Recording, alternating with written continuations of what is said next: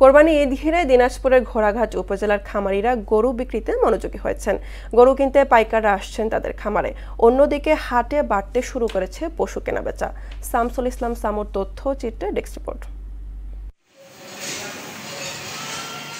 কোরবানি ঈদকে সামনে রেখে গরু লালন পালন করেছে ঘোড়াঘাট উপজেলার ছোট বড় 200 খামারি ও কৃষক। সম্পূর্ণ দেশি পদ্ধতিতে গরু মোটাতাজাকরণ করেছে খামারিরা।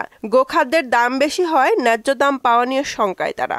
আমাদের এই ফার্মে 39টা গরু আছে। এই কুরবানি ঈদের জন্য প্রস্তুত করা হয়েছে। কত গরু 15 মণ থেকে 14 মণ ক্যাটেল ফিড খাওয়াই, তারপরে আবাদের ঘাস খাওয়াই আর সাইলেজ খাওয়াই। শুধু দেশি খাবার খাওয়াই, খোল ভুসি, ঘাস, কাঁচা ঘাস, তার মধ্যে খ্যার, শুকনা খ্যার।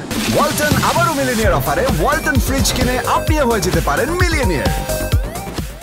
এদিকে উপজেলার বিভিন্ন জায়গায় জমতে শুরু করেছে পশুর হাট। বিভিন্ন অঞ্চল থেকে হাটগুলোতে আসছে গরু, ছাগল ও মহিষ।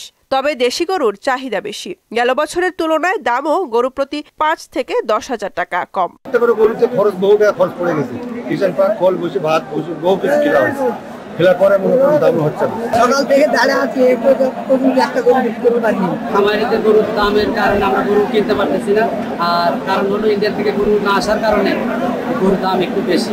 স্থানীয় চাহিদা মিটে এখানকার গরু সারা দেশে সরবরাহ করা হয় বলে জানান প্রাণী সম্পদ বিভাগ। চাহিদা মিটিয়েও কিছু গবাদি পশু, গরু এবং ছাগল ভেড়া আমাদের উপজেলার বাইরেও এটা যাবে, বিশেষ করে ঢাকা, চিটাগাং, সিলেট এসব এলাকায়।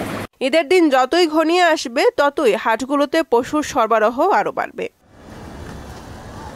বুশরাত জাহান, মোহনা সংবাদ।